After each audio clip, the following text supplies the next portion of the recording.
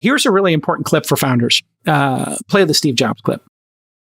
This is super important when looking at Web3 versus AI, to Sachs's point. You've got to start with the customer experience and work backwards to the technology. You can't start with the technology and try to figure out where you're going to try to sell it. And I've made this mistake probably more than anybody else in this room. And I've got the scar tissue to prove it. And I know that it's the case. And as we have tried to come up with a strategy and a vision for Apple,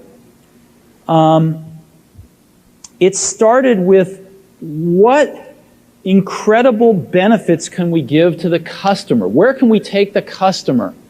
Not starting with, let's sit down with the engineers and figure out what awesome technology we have, and then how are we going to market that?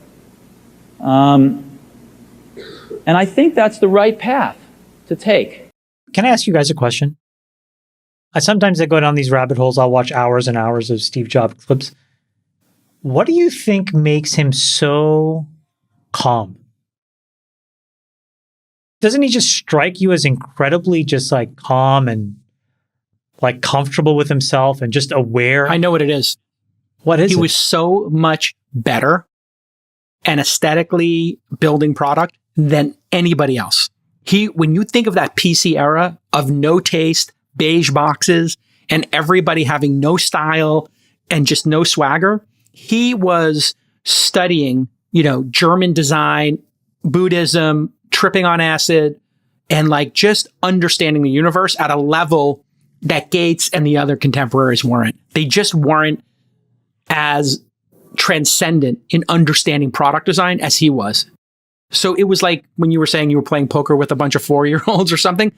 That's the analogy. He's just on such a different level that he's watching people make, AS400 and, IBM PS whatever, like just garbage computers, garbage operating systems. And it's just like... The thing is, like, if you look at any era, just the way that he communicates, there's just a level of calm.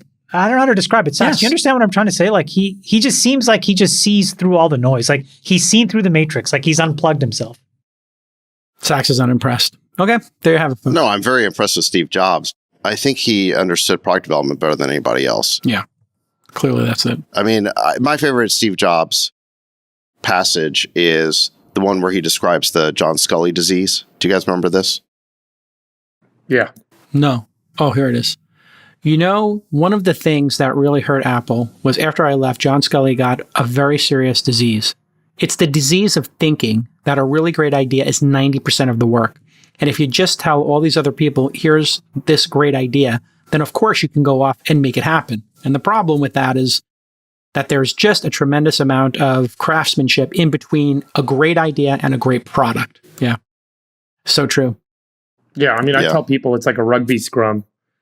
You go, you got to get a whole team to get the ball down the field. It's not like one person put the ball down the field. They kind of maybe suggested a play, but once you're on the field, everything changes.